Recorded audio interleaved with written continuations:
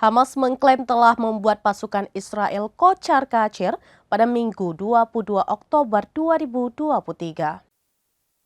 Hamas mengklaim telah membuat pasukan Israel kocar-kacir pada Minggu 22 Oktober 2023 kemarin.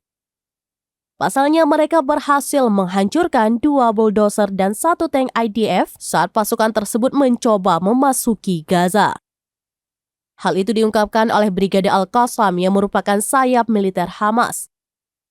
Setelah 2 pekan lebih konflik Israel dan Hamas memanas, untuk pertama kalinya pasukan Brigade Al-Qassam dan tentara Israel berhadap-hadapan dalam perang darat. Pasukan Hamas menyergap di timur Khan Yunis beberapa saat seusai tentara Israel melintasi perbatasan.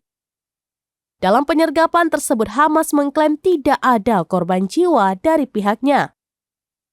Hamas juga menyebut bahwa pasukannya berhasil melibas 2 bulldozer Israel dan sebuah tank menggunakan peluru kendali anti-tank. Serangan dari Hamas itu juga berhasil membuat tentara Israel mundur tanpa kendaraan mereka.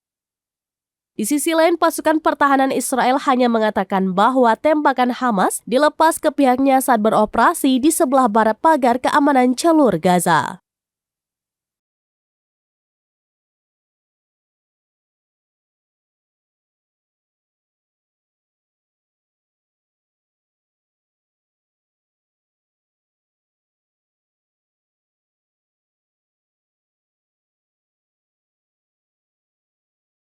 Demikian informasi terkini Syedara Alun. Saksikan terus beragam informasi lainnya. Jangan lupa like dan share seluruh akun serambinews.com.